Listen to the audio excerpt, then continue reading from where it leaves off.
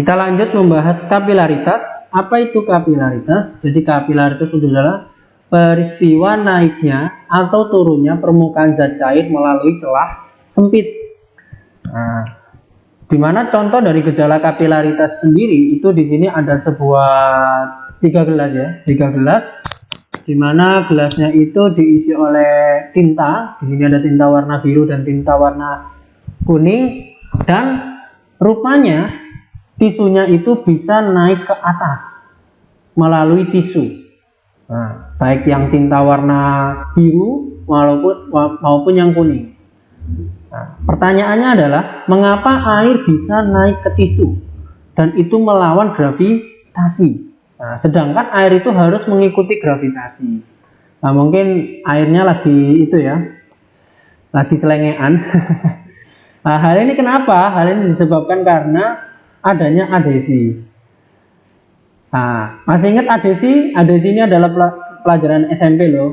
Nah, jadi adhesi sendiri itu adalah gaya tarik menarik antar partikel yang berbeda jenis. Nah, kamu kalau lihat di sini ada partikel tinta dan partikel tisu, di mana tinta ini sangat tertarik pada tisu sehingga tinta ini dapat naik ke atas tisu. Nah, pada naik ke atas dan pada titik tertentu dia juga akan turun. Makanya kapilaritas itu pengertiannya peristiwa naik atau turunnya permukaan zat cair. Hal itu juga terjadi pada tinta yang warna biru juga, seperti itu. Nah, di mana tinta itu naik ke tisu karena lewat pori-pori pada tisu. Karena kapilaritas itu kan peristiwa naik turunnya melalui celah sempit. Nah, celah sempit yang ada di tisu itu adalah pori-pori pada tisu tersebut. Contoh lain selain kapilaritas itu adalah naiknya air akar lewat pembuluh silem. Nah, ini pada biologi ya. Jadi bagaimana caranya air itu bisa naik itu lewat pembuluh silem itu pakai teori kapilaritas. Selain hal itu, mungkin kalian sudah merasakan kompor gas ya. Dulu zaman saya masih kecil, saya sering sekali disuruh untuk beli minyak mentah atau minyak gas, dimana untuk mengisi pada kompor, karena kompor zaman dahulu masih pakai kompor minyak. Nah, dimana minyak gas itu kok bisa menghidupkan kompor, itu karena minyaknya itu naik pada sumbu. Nah, seperti itu.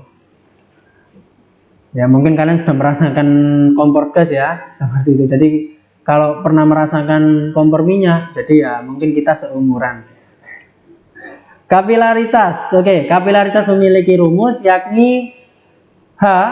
Nah, di mana H ini adalah tinggi dari naik atau tinggi dari turunnya zat permukaan dikalikan dengan 2 dikali dengan Y ini tadi Y apa?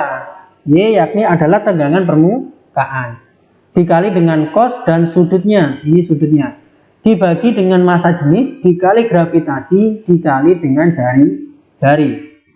Oke, di sini ada hubungan antara kapilaritas dengan tegangan permukaan, maka kita bisa ganti rumusnya seperti ini. 2 dikali dengan massa gaya, setelah itu dibagi dengan panjang permukaan dikali dengan cos dan sudutnya, dibagi dengan massa jenis dikali gravitasi kali jari-jari. Oke, kalau misalkan zat cairnya itu adalah sabun, maka ini kamu kasih 2 di sini ya. Oke. Selanjutnya ada tugas, di sini ada tugas. Kalian harus merubah semua satuan itu harus dalam satuan internasional. Contoh seperti sentimeter ini. Sentimeter ini kan harus dijadikan meter. Massa jenis ini juga dijadikan kilogram per meter kubik, seperti itu. Di sini ada keterangan dari rumus kapilaritas, yakni H adalah kenaikan atau penurunan fluida, satuannya adalah meter, terus ada theta, yakni adalah sudut kontaknya, satuannya derajat ini ya, R adalah jari-jari, satuannya meter, P adalah massa jenis zat cair, di mana satuannya kilogram per meter kubik, dan gravitasi, percepatan gravitasi, satuannya meter per second kuadrat, dan gamma, di mana adalah tegangan permukaan, satuannya adalah newton per meter. Nah, itu aja tentang kapilaritas. Sekarang kita lanjut. Oh ya, sebelum saya lanjut, saya peringatkan jangan lupa untuk mencatat setiap video, terus diupload dan tugasnya juga. Itu aja tentang kapilaritas. Kita lanjut ke pembahasan terakhir, yakni viskositas.